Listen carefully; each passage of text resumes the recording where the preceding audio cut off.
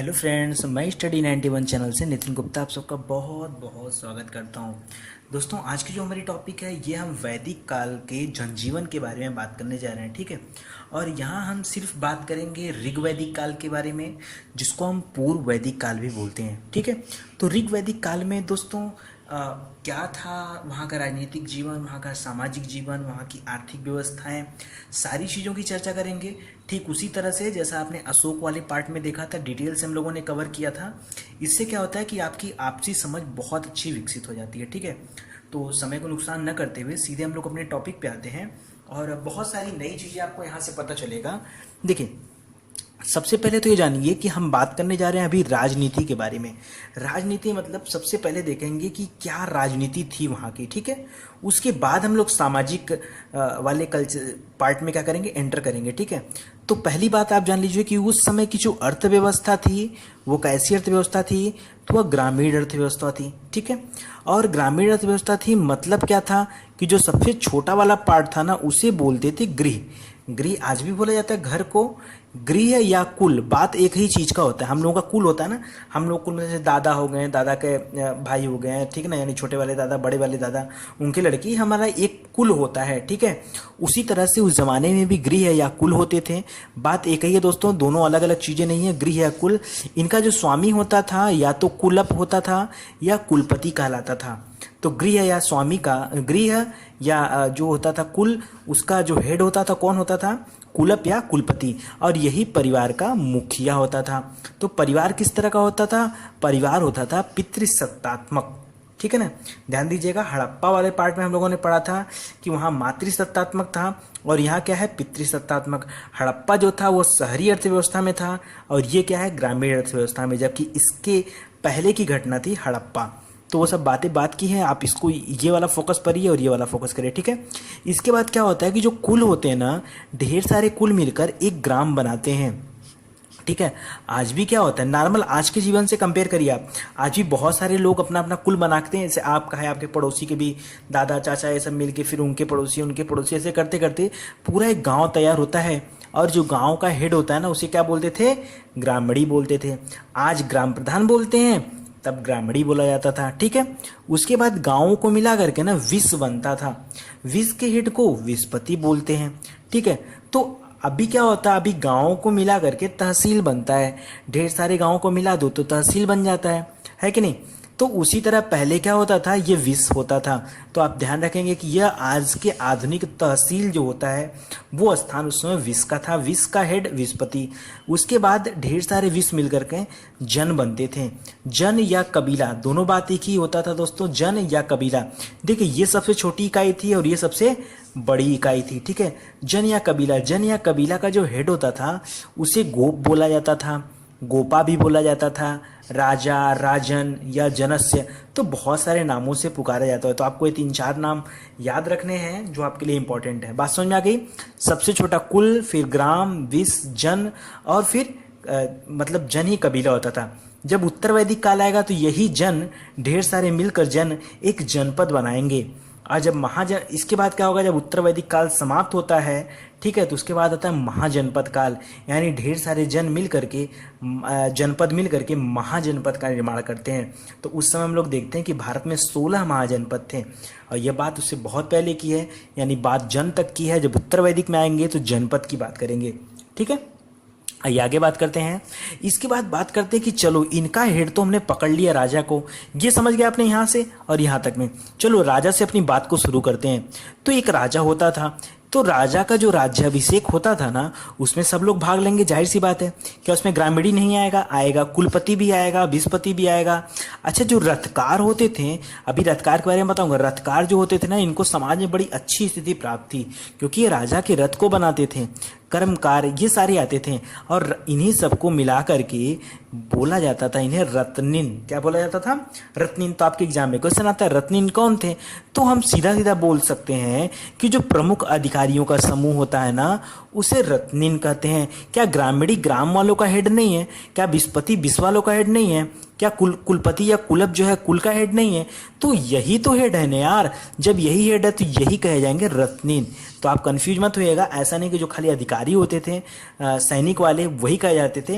अभी बताऊंगा कि यहाँ स्थिर सैन्य व्यवस्था थी ही नहीं, ठीक है। तो जो खाली अधिकारी समूह होते थे उन्हीं को हम क्या बोलते थे? रत्नीन बोलते थे। अब बात करते हैं क्या राजा का पद वंशानुगत था, मतलब एक राजा है उसका लड़का राजा उसका लड़का राजा, क्या ऐसा था? तो बिल्कुल ऐसा बिल्कुल नहीं था। राजा का पद सीमित संदर्भों में ही वंशानुगत था, मतलब कि कुछ ही कंडीशन में देखा गया जब राजा का पद वंशानुगत हो, अदरवाइज राजा का पद वंशानुगत नहीं होता था। क्यों नहीं होता था? क्योंकि राजा जो होता था वो टैलेंट के हिसाब से होता था। तो ऐसा नहीं कि हर राजा का लड़का टैलेंटेड ही हो, ठीक है। तो ऐसा नहीं था वहाँ पे। तो देखिए क्यों नहीं होता था, उसके पीछे रीजन देता हूँ। क्योंकि होते थे कबीले, कबीला होता था ना, कबीलों का जो हेड होता था वो राजा होता था ना। तो देखिए कबीलियाई तत्वों की वहाँ पे क्या थी? प्रधानता थी, ठीक है। और उसके कारण जो राजा थे ना, राजा के पास जो अधिकार थे ना वो असीमित थे, ठीक है। असीमित अधिकार नहीं थे, सॉरी असीमित मतलब असीमित अधिकार नहीं थे। यानी अगर असीमित होते तो राजा जो चाहता वो करता, लेकिन यहाँ तो अधिकार असीमित है नहीं, मतलब उन पे बाउंडेशन है। तो बाउंडेशन है तो किसका बाउंडेशन है? मतलब राजा को भी कंट्रोल करने वाले लोग हैं। और ये कंट्रोल करते कौन थे? तो ये प्रतिनिधि सभाओं के माध्यम से कंट्रोल होते थे राजा। कुल 4 तरह के प्रतिनिधि सभा मिलते हैं देखने को, यानी राजा को कंट्रोल करने के लिए 4 संस्था थी। पहले संस्था को बोले जाता था समिति, दूसरा सभा, तीसरा विदत और चौथा गढ़। देखिए जो समिति और सभा होती थी इसको राजा के अधिकारों को मुख्य जो नियंत्रण का काम करती थी ये समिति और सभा ही करती थी, ठीक है। विदत और गढ़ छोटे थे, ठीक है। और याद रखिएगा समिति और सभा को अर्थ अथर्ववेद में प्रजापति को 2 पुत्रियां माना गया है, ठीक है। तो यह ध्यान दीजिएगा, ये अथर्ववेद में कहा गया, मैंने पिछले वाले पार्ट में आपको बताया था। आइए ये थोड़ा सा और आगे बात करते हैं, अभी डिटेल में इसको बताता हूँ मैं। राजा की जो पटरानी होती थी ना उसको महिषी बोलते थे। क्या बोलते थे? महिषी। और यह क्या करती थी? राजा के जो प्रशासनिक कार्य होते थे, एडमिनिस्ट्रेटिव वर्क, उसमें सहायक और सलाह का काम करती थी। यानी उसमें राजा को बताती थी कि राजा को क्या करना चाहिए, कैसे करना चाहिए, क्या करना चाहिए, सारी चीज़ों की जानकारी ये इनकी पटरानी देती थी। मतलब ये भी रत्नीन वाली अधिकारियों में आ गई, ठीक है। आइए तो महिषी याद करिएगा दोस्तों, ये आपको याद रखना है। इसके बाद क्या होता था, चलिए थोड़ी सी बात करते हैं समिति, सभा, विदत और गढ़ के बारे में। अगर समिति की बात करें तो समिति जो आधुनिक में लोकसभा होता है ना, ठीक इसी तरह से होता था। यह कबीले की आम सभा होती थी, मतलब जो कबीला होता था ना उसमें कबीले में जो आम लोग होते थे ना वो इस समिति में होते थे, ठीक है। और राजा को चुनाव इसी समिति के द्वारा किया जाता था। मतलब क्या करते थे? आम जनता क्या करती थी? राजा चुनती थी। ये तो यार लोकतंत्र जैसा कहानी लगता है, राजतंत्र जैसा तो कुछ है ही नहीं, लोकतंत्र जैसा है, क्योंकि ये समिति थी ही ऐसी।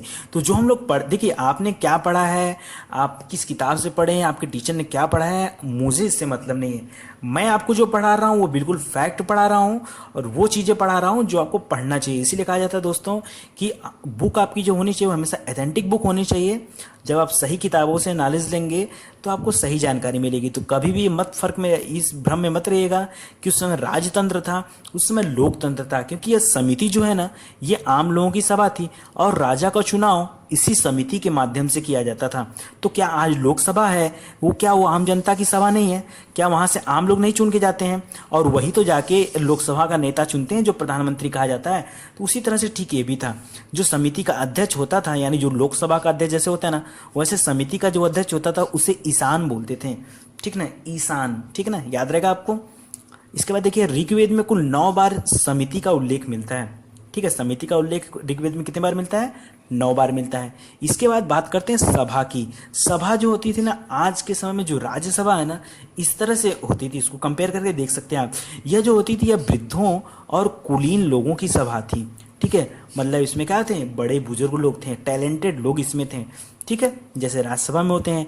और लेकिन एक बात है कि इसमें महिलाएं भी हिस्सा लेती थी, मतलब महिलाएं भी टैलेंटेड थी। बिल्कुल दोस्तों, इस जमाने में महिलाएं भी टैलेंटेड थी, इसमें महिलाएं भी हिस्सा लेती थी। जो महिलाएं हिस्सा लेती थी ना, इनकी सभा को बोला जाता था सभावती, यानी इनका जो हेड होता था वो सभावती, ठीक है। हालांकि उत्तर वैदिक काल में जब हम आएंगे तो ये सभा और ये सभावती दोनों का दोनों क्या हो गया रहेगा? समाप्त हो जाएगा, ठीक है। ध्यान दीजिएगा, समिति चलती रहेगी लेकिन सभा समाप्त हो जाएगी, ठीक है। इसके बाद बात करते हैं विदत की। यहाँ तो उत्तर वैदिक काल पढ़ने, उत्तर वैदिक काल में जब पढ़ाएंगे तो थोड़ा सा आपको हिंट मिल जाएगा। अगर हम बात करते हैं विदत की, बहुत बहुत बहुत इंपॉर्टेंट, मतलब सबसे ज़्यादा इंपॉर्टेंट कौन है, ये विदत है। अगर देखें तो समिति और सभा कंट्रोल कर रही है, लेकिन जो विदत था ना, इसकी महत्वपूर्णता बहुत ज़्यादा थी। क्यों? क्योंकि जितने भी सामाजिक, धार्मिक और सैनिक वाले काम होते थे, इनका उल्लेख कहाँ देखने को मिलता है, इस विदत के द्वारा होता था। और जो उपज संबंधी वितरण होता था, जो सैन्य लूट का बंटवारा होता था, मतलब जो युद्ध के दौरान जो लूटपाट होता था, उस लूट को जब बांटा जाता था जनता में, तो इस विदत के माध्यम से ही बांटा जाता था। ठीक है, और इस विदत में महिला और पुरुष दोनों शामिल थे। तो देखो दोस्तों, जो सभा हो गया उसमें भी महिलाएं थी, और जो विदत हो गया उसमें भी महिलाएं थी। बाकी जगह पे महिलाएं वर्जित थी। ठीक है, विदत का उल्लेख ऋग्वेद में कुल 122 बार मिलता है, मतलब बहुत ज़्यादा बार मिला है, यानी विदत का महत्व बहुत ज़्यादा था। ठीक है, बात करते हैं गढ़ की। यह कुलीन लोगों की संस्था थी दोस्तों। जो कुलीन लोग थे, जो वृद्ध कुलीन लोग थे, उनकी संस्था थी। और इनका जो हेड होते थे वो कुलपति होते थे। ठीक है, आइए थोड़ी सी बात करते हैं प्रमुख अधिकारियों के बारे में, कि ऋग वैदिक काल में प्रमुख अधिकारी को क्या बोला था। तो देखिए, जो पुरोहित होते थे वो सबसे सर्वश्रेष्ठ अधिकारी माने जाते थे, सबसे सर्वश्रेष्ठ। ठीक है, जो सेनानी होते थे ये पुरोहित के बाद दूसरे नंबर पे माने जाते थे। और जो पूरब होते थे, पूरब मतलब जो किले का प्रधान होता है, वो तीसरे नंबर पर। और स्पर्श जो होता है, गुप्तचर संस्थाएं या गुप्तचर लोग, वो जो होते थे वो चौथे नंबर पर। तो ये 4 प्रमुख अधिकारी थे जो आपको नाम याद रखने हैं।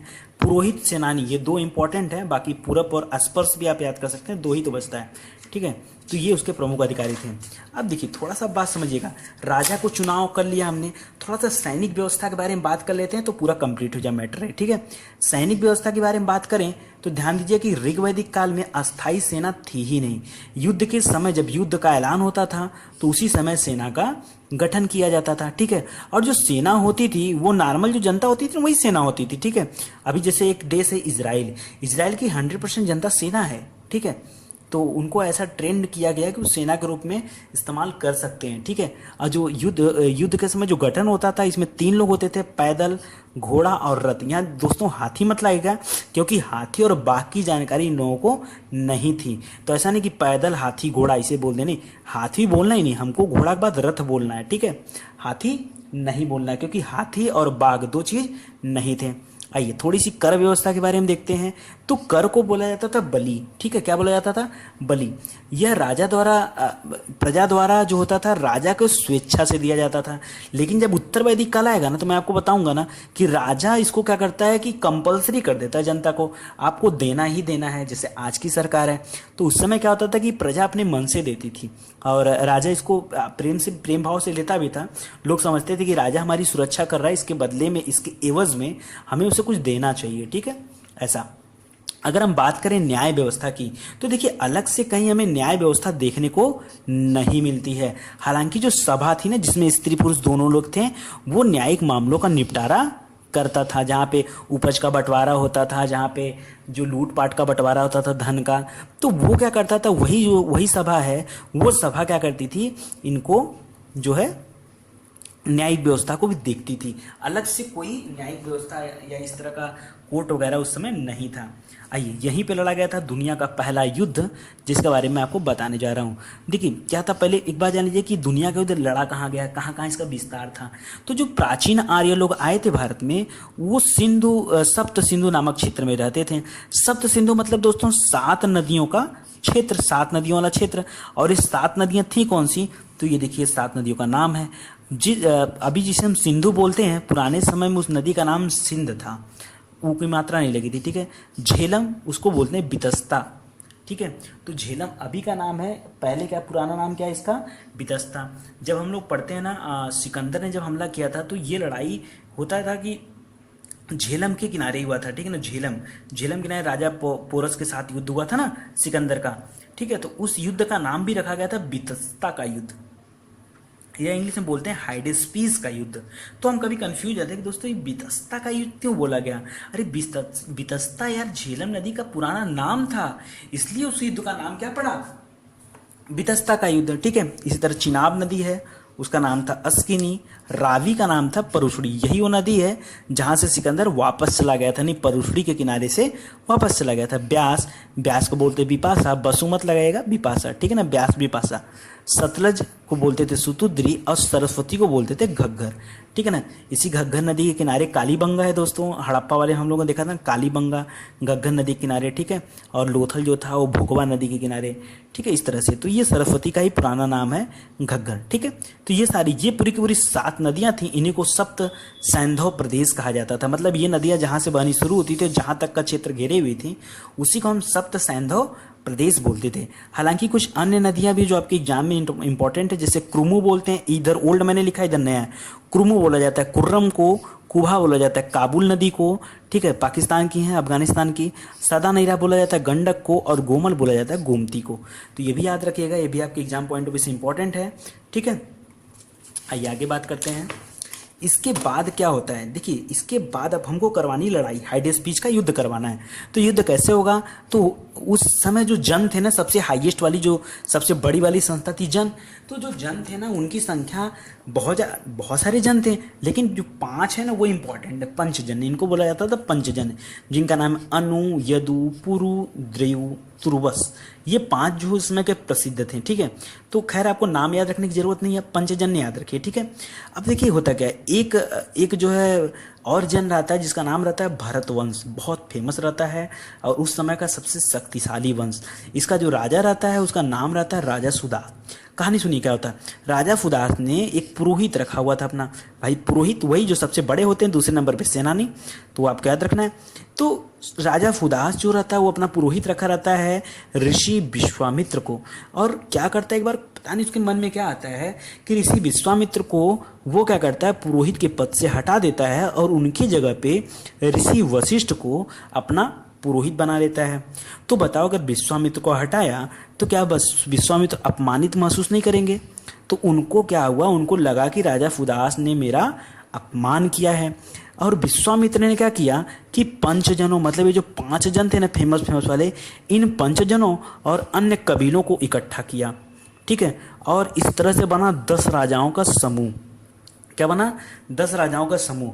10 राजाओं की सेना लेकर के उन्होंने हमला कर दिया किसके ऊपर? भरतवंश के राजा सुदास के ऊपर। एक अब भी लड़ाई हुई थी परुशड़ी, या जिसको रावी बोलते हैं, ठीक ना। अभी तो परुशड़ी नदी के किनारे एक तरफ से सुदास अपनी सेनाएं लेकर चल रहा है, दूसरी तरफ से 10 राजाओं ने अपनी सेनाएं लेकर चले। लेकिन विजयी कौन हुआ? तो विजयी हुआ राजा सुदास, यानी जो भरतवंश का राजा था वही विजयी हुआ। और इस तरह से इस युद्ध का नाम पड़ा 10 राग युद्ध। 10 राग मतलब ऐसा युद्ध जो 10 राजाओं द्वारा लड़ा गया, 10 राग युद्ध। इसका वर्णन ऋग्वेद के 7वें मंडल में भी देखने को मिलता है। तो कई बार क्वेश्चन आता है कि 10 राग युद्ध का वर्णन कहाँ मिलता है? तो ऋग्वेद के 7वें मंडल में मिलता है। कैसे याद रखेंगे आप? तो हफ्ता में 7 दिन, सप्ताह में, और सप्ताह के 7 दिन लड़ाई चली, ठीक है। तो इस तरह 7वां मंडल। और कौन सा युद्ध था? तो 10 राग युद्ध, ठीक है। कुछ लोग कहते हैं कि राजा फुदास जो था वो भरतवंश का राजा था और उसी भरतवंश के नाम पर भारत पड़ा है, ठीक है। हालांकि इसके पीछे बहुत सारी कहानियां हैं, तो एक कहानी उसमें आप ये भी याद रखिए। आइए थोड़ा सा बात करते हैं दोस्तों सामाजिक जीवन की, कुछ समय का सामाजिक जीवन कैसे था। तो देखिए, एक तो हमने बात किया कि कबीलाई तत्वों की प्रधानता थी उस समय देखने को मिलती है, उसकी वजह से उस समय समतावादी शासन मिला। और जो समतावादी शासन था तो एक पुरोहित होते थे जो मेन होते थे, दूसरा सेनानी, और तीसरे नंबर पे हम सामान्य जन को रख सकते थे। तो ये 3 कंडीशन होती थी। ये सबसे हायर क्लास थे, ये मिडिल क्लास थे, और ये नॉर्मल वाले क्लास थे, ठीक ना। मिडिल नॉर्मल क्या है? नॉर्मल क्लास थे, दोनों के दोनों हायर क्लास में आते थे, ठीक है। ऐसे समझिए बात को। अब जो वर्ण व्यवस्था थी ना वो कर्म पर आधारित थी, जाति पर नहीं दोस्तों। किस पे आधारित थी? कर्म पर आधारित थी। और कर्म पर आधारित जाति व्यवस्था के बारे में पता कहाँ चलता है? तो 10वें मंडल में पुरुष सूक्त में। मैंने आपको पिछले वाले पार्ट में बताया था डिटेल से इस पुरुष सूक्त के बारे में। और इसी मंडल में पहली बार शूद्रों का भी उल्लेख हुआ मिलता है, ठीक है। तो इसमें मैंने ब्रह्मा जी के बारे में बताया था कि ब्रह्मा जी के नाखून से शूद्रों की रचना हुई है, ठीक है। तो उसमें मैंने बताया था।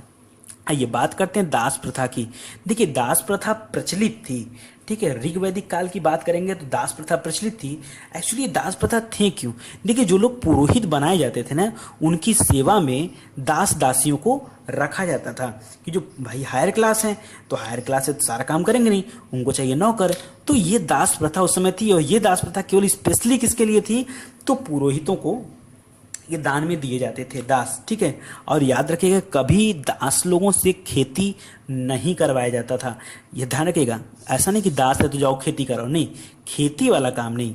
दास लोग क्या करते थे? खेती नहीं करते थे। अगर हम परिवार की बात करें तो परिवार भी थे, और परिवार में जो कैसा परिवार था देखने को मिलता है, तो संयुक्त परिवार देखने को मिलता है, ठीक है। और जो पूरे के पूरे परिवार के लोग होते थे उनका काम क्या होता था? उनका काम जो होता था पशु चराना होता था, यानी वो पशुओं को चराते थे। कृषि व्यवस्था बिल्कुल नगण्य थी और पशु चारित व्यवस्था देखने को मिलती है ऋग्वैदिक काल में। आगे जब समय बदलेगा तो धीरे धीरे कन्वर्ट होगा और अस्थायी जीवन जीने की तरफ बढ़ेंगे लोग, ठीक है। आइए इसके बाद थोड़ा सा देखते हैं स्त्रियों की स्थिति कैसी थी, ठीक है। तो जानिए कि स्त्रियों की स्थिति जो थी बहुत अच्छी थी। कुछ विदुषियों का नाम बता रहा हूँ उस जमाने में, बहुत बहुत अच्छी थी। उत्तर वैदिक काल में दोस्तों इनकी स्थिति इतनी खराब हो गई जिसकी कोई हिसाब नहीं, बहुत खराब हो जाती है। लेकिन ऋग्वैदिक काल में स्थिति इनकी बहुत अच्छी देखने को मिलती है।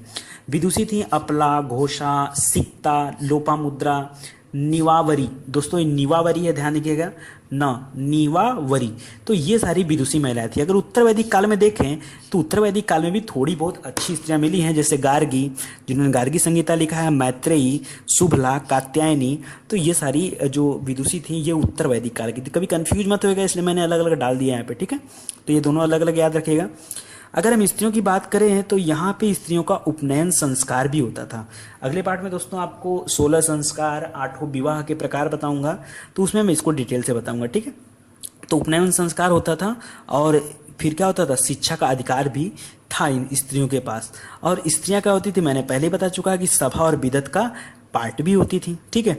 और स्त्रियां जो है पुनर्विवाह भी होता था। और नियोग प्रथा, नियोग प्रथा माने होता दोस्तों कि पति की मृत्यु के बाद अब स्त्रियां करेंगी क्या? तो ऐसा करो कि उस समय जो होता था कि सती प्रथा तो एकदम ना के बराबर था, ठीक है। तो नियोग प्रथा के द्वारा क्या कहते थे, जो छोटे देवर होते थे ना उनसे विवाह होता था, ठीक है। और बहुपति विवाह, ये सारा का सारा विवाह का पार्ट था, ये प्रचलित था उस समय। और अगर बात करेंगे दहेज प्रथा की, पर्दा प्रथा की, या स्त्रियों का संपत्ति पे अधिकार के बारे में, तो ये नहीं था, ठीक है, ये चीज़ें नहीं थी। और ये चीज़ें थी। बाल विवाह दोस्तों थी, लेकिन बाल विवाह के लिए भी तमाम कंडीशन थे। तो अगर आपके एग्जाम में क्वेश्चन आता है कि बाल विवाह था कि नहीं, तो हाँ बताइएगा बाल विवाह था, लेकिन कंडीशन के साथ, ठीक है। आभूषण के बारे में बात करते हैं कि कौन कौन से आभूषण प्रचलित थे। तो देखिए जो निष्क बोला जाता था, निष्क बोला जाता था स्वर्ण के आभूषण को, यानी जो स्वर्ण का ढेर होता था उसको निष्क बोला जाता था। और एक आभूषण होता था दोस्तों रुक्म, रुक्म होता था वो गले के हार को बोला जाता था रुक्म, ठीक है। और अयस बोला जाता था कांसा या तांबा, दोनों चीज को। तो देखिए कांसे का इस्तेमाल हड़प्पा काल से शुरू हो गया था, और ये हड़प्पा के बाद की कहानी है, यानी यहाँ भी कांसा या तांबा का प्रयोग लोग कर रहे थे। और ध्यान दीजिएगा कि चांदी और लोहे का उल्लेख नहीं मिला है। तो लोहा तो बहुत बाद में आएगा, लेकिन चांदी का मिलना चाहिए था, लेकिन नहीं उल्लेख मिला है। तो ये दो बातों का ध्यान रखिएगा कि सोना, कांसा, तांबा ये मिला है, और चांदी और लोहे का उल्लेख नहीं मिला है। भोजन की बात करें तो ये यहाँ के लोग दोनों तरह के होते थे, शाकाहारी और मांसाहारी। तो मांसाहारी में दोस्तों क्या कहते थे, तो चिकन मटन नहीं, मटन खाते थे, और लगभग जो भेड़ होते थे उनका मांस खाते थे। तो ये होता था, ठीक है ना। मुर्गी, चिकन तो नहीं मिला है, ठीक है, मटन मिला है, और भेड़ का मांस, ठीक है। तो ये ज़्यादातर लोग खाते थे, बाकी शाकाहारी तो जानते ही हैं। किंतु भोजन में जो था वो गाय से संबंधित चीज़ों का बहुत महत्व था। मतलब लोग गाय से संबंधित जो चीज़ें होती थी उसके बहुत प्रेमी थे, जैसे जैसे दूध, दही, मक्खन, ये सब के बहुत प्रेमी थे। गाय को दोस्तों इसलिए अघन्या भी कहा गया। अघन्या मतलब होता है न मारने योग्य, ठीक है। और ये इतना ही नहीं, गाय को एक तरफ अघन्या कहा जा रहा है, दूसरी तरफ गाय को ही लेकर लड़ाई होती थी, अभी बताऊंगा आगे आपको, ठीक है। लेकिन ध्यान दीजिएगा चावल, मछली और नमक, इन सब का प्रयोग नहीं होता था, या उन सब का उल्लेख ही नहीं मिला है। तो विदाउट नमक का खाना कैसे लगता होगा दोस्तों, पता नहीं, जैसा भी लगता होगा, लेकिन ये लोग नहीं खाते थे, ठीक ना। और मच्छी चावल, ठीक है ना, जो बंगाल का प्रिय भोजन है, वो भी नहीं मिलता था, ठीक है। आइए बात करते हैं फिर सुरापे की। देखिए दो वर्ड है दोस्तों, सुरापे या सोमपान, ठीक है। तो दोनों अलग अलग है। सुरापे की निंदा की गई है, सुरापे मतलब ड्रिंकिंग की बात कर रहा है, अल्कोहल की बात कर रहा है, उसकी निंदा की गई है। लेकिन जो सोमपान होता है ना, उसको जो है अच्छा बताया गया है। क्यों अच्छा बताया गया दोस्तों? और ऋग्वेद में भी इसका वर्णन मिलता है सोमपान का, ठीक है। हिमालय पर्वत पर कहा गया कि एक चोटी है मजवंत चोटी, ठीक है। तो मजा लेने की बात ही हो रहा है, तो मजवंत चोटी का उल्लेख मिलता है और इसी चोटी पर एक सोम नामक वनस्पति पाया जाता है। इसी से दोस्तों सोम देवता भी फेमस हुए थे, ठीक है। तो सोम देवता क्या थे? यहीं से बने हुए, तो सोम वनस्पति, ठीक है। और सोम वनस्पति सोम रस बनाया जाता था, ठीक है। तो ये कोई अमृत जैसा रस रहा होगा, कुछ अच्छा लगता रहा होगा, ठीक है। तो सूरा पे की निंदा की गई है, जबकि सोम पे का बखान बताया गया है। मनोरंजन कैसे करते थे लोग? तो लोग पासा खेलते थे, डांसिंग सिंगिंग ये सब चलता था, और खुश होते थे, गुड़ दौड़ रथ दौड़ ये सब खेलते थे। तो ये सब उनका मनोरंजन का साधन था, ठीक है। जो कन्याएं जीवन भर कुंवारी रहती थी यानी विवाह नहीं करती थी, उन्हें अमाजू बोला जाता था। क्या बोला जाता था? अमाजू, ठीक है। अमेजिंग अमाजू। तो अमेजिंग है कि पूरा जीवन भर शादी नहीं की, ठीक है। आज तो ऐसी कन्या देखने को नहीं मिलेगी, ठीक है। कुछ लोग हैं लेकिन बहुत ज़्यादा मात्रा में नहीं। थोड़ा सा आर्थिक जीवन के बारे में बात करते हैं, ठीक है। धार्मिक जीवन मैंने इस पार्ट में नहीं डाला कि मुझे लगा कि वीडियो बहुत बड़ा हो जाएगा, तो उसको मैं अगले पार्ट में पढ़ाऊंगा और कुछ स्पेसिफिक चीज़ें होंगी उसको भी मैं बताऊंगा, ठीक है। आइए आर्थिक जीवन के बारे में बात करते हैं। सबसे पहले पशुपालन। तो पशुपालन का मुख्य आधार था, मैंने बताया कि कृषि बिल्कुल नगण्य समझा जाता था और गाय का जो महत्व था वो सर्वाधिक था। तो गाय के चीज़ों से खाने पीने वाली जो दूध दही मक्खन ये भी फेमस था, और गाय को तो अघन्या बोला ही जाता था। तो गाय का महत्व तो सर्वाधिक हुआ ना। और इतना ही नहीं, ऋग्वेद में कुल 176 बार गाय का वर्णन मिला है, मतलब गाय मोस्ट इंपॉर्टेंट थी दोस्तों। और संपत्ति तथा विनिमय का जो आधार था ना, वो भी गाय थी। मतलब देखिए कि जैसे क्या होता है कि अभी हमारे यहाँ विनिमय का आधार क्या है? रुपया। अगर मैं आपको रुपया के बदले कोई दूसरा सामान दे, तो क्या आप उसे चेंजिंग करोगे, एक्सचेंज करोगे? नहीं करोगे। तो जो भी चीज़ें एक्सचेंज होती हैं हमारे यहाँ, वो या तो रुपए पैसे से होती हैं, या तो सोने चांदी यानी जो धातु होती हैं उनसे होती हैं। बाकी एक्सचेंज हम लोग नहीं करते थे। तो उस समय भी जो एक्सचेंज होता था सोना चांदी से नहीं होता था, रुपया तो था नहीं, ठीक है। तो जो एक्सचेंज होता था वो गाय के माध्यम से होता था। मतलब गाय आज के ज़माने में डॉलर रुपये के बराबर थी। तो आज भी लड़ाई रुपये को लेके होती थी, तब भी लड़ाई रुपये को लेके होती थी। रुपये मतलब गाय को लेके होती थी, क्योंकि गाय ही तो आधार था ना। तो अधिकांश लड़ाइयाँ गाय को लेके हुई हैं, और इसीलिए युद्ध हेतु एक वर्ड इस्तेमाल किया गया वहाँ पे, गविष्टि, ठीक है। गविष्टि मतलब होता है गाय की खोज। तो इसका उल्लेख मिला है, और गाय को लेकर अधिकांश लड़ाइयाँ देखने को मिली हैं। घोड़ों का जो उल्लेख मिला है वो रथों को खींचने को लेकर मिला है, ठीक है। और घोड़ा सबसे प्रिय पशु था। तो देख रहे थे अभी मनोरंजन के लिए घुड़दौड़ रथ दौड़, तो भाई प्रिय पशु तो होगा ही, ठीक है। और ये महत्व वाली, ठीक है ना। तो इसके साथ खेलेंगे तो खेलते थे इनके साथ। और हाथी और बाघ का उल्लेख नहीं मिला है। तो ऐसा नहीं कि जल्दी जल्दी लिख दिया कि हाथी घोड़ा के साथ लड़ाई होती थी, नहीं। हाथी थी नहीं तो लड़ाई कहाँ से करोगे, ठीक है। तो हाथी का उल्लेख नहीं मिला है, पता नहीं थी कि नहीं थी, ठीक है। तो अभी ऋग्वेद में कोई उल्लेख नहीं मिला, तो ये माना जा रहा है कि नहीं थी, ठीक है। पड़ी, पड़ी को वर्ड याद रखिए दोस्तों। पड़ी बोला जाता था जो पशु चुराने वाले होते थे, उनको क्या बोला जाता था? पड़ी, ठीक है। तो पड़ी बोला जाता था पशु चुराने वाले लोगों को। अगर हम बात करें कृषि की, तो कृषि बिल्कुल नगण्य था, क्योंकि ऋग्वेद में कुल 24 मंत्र दिए गए हैं जो कृषि से संबंधित हैं।